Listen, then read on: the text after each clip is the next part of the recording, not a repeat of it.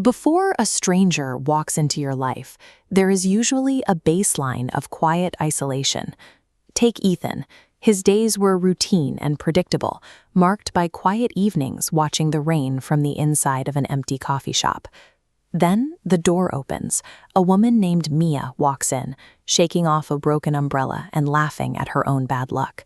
She remarks that bad days can still bring good people. A simple, optimistic perspective that immediately interrupts Ethan's stagnant routine.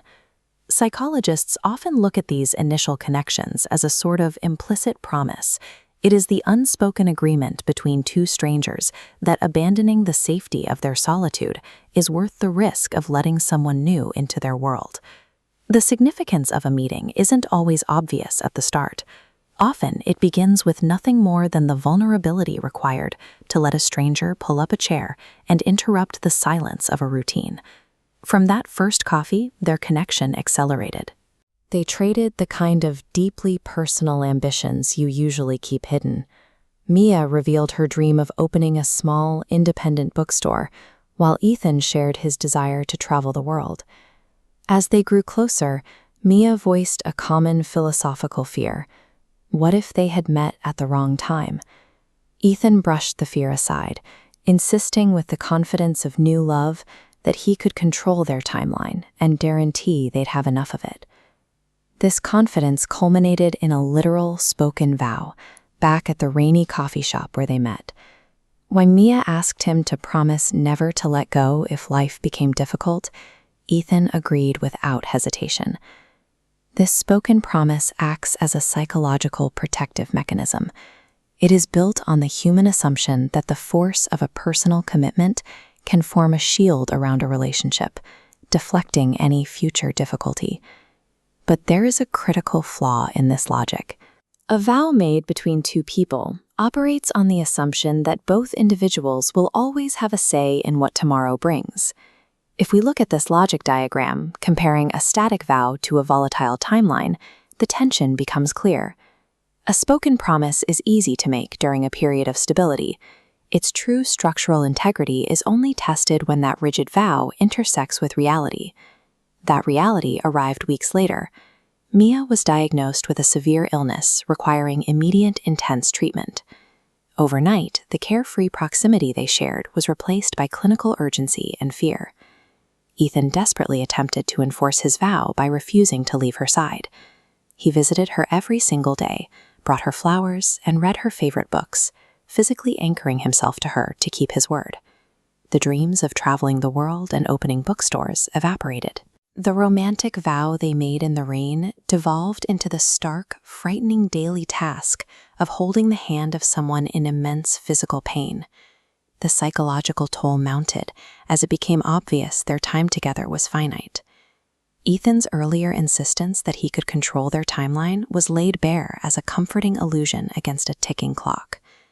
Honoring a promise when the future is disappearing requires a specific kind of sacrifice. It means letting go of every plan you made together to fully experience a devastating present. The day finally came when Mia had to leave to face her treatment alone. They were forced into a physical separation at a busy train station, severing the immediate tactile bond they had relied on. Knowing what lay ahead, Mia intentionally tried to release Ethan from his vow. Out of deep love and a desire to save him from prolonged grief, she explicitly told him not to wait for her. Ethan completely refused this release. He swore he would never forget her, creating a crushing emotional paradox. He was trying with all his strength to hold on to someone who was actively slipping out of his grasp. When physical proximity is permanently removed, a literal promise fractures. The survivor is left suspended in a difficult limbo, trapped between the sacred vow they swore to keep and a cold, empty reality. Months of agonizing waiting passed. Ethan checked his phone every morning and stared at old photographs every night. Then, on a rainy evening, a handwritten letter finally arrived from Mia. In the letter, Mia gave him a direct final instruction. She told him not to remember her with sadness, not to break his promise, and most importantly, to let himself live and love again if he found someone new. The flowchart maps a shift in perspective. Grief acts as a foundational layer, providing the stability necessary for Ethan to begin the process of living again. Devotion to a lost loved one manifests through honoring their ultimate wish for your continued happiness, rather than through perpetual self-destruction. Years later, Ethan managed to manifest Mia's unfulfilled dream. He opened an independent bookstore and named it Mia's Corner. Psychologists describe this as integration. Ethan carries the memory of Mia into his daily actions, making her dreams the primary architecture for his own future. Look at the isolated man from the first rainy coffee shop and compare him to the grieving but fulfilled bookstore owner he is now. His world expanded, built entirely upon the connection they shared, despite the loss. Physical death dictates the end of a biological life. It does not dictate the end of a relationship, nor does it void a promise. A promise effectively outlives the person who made it.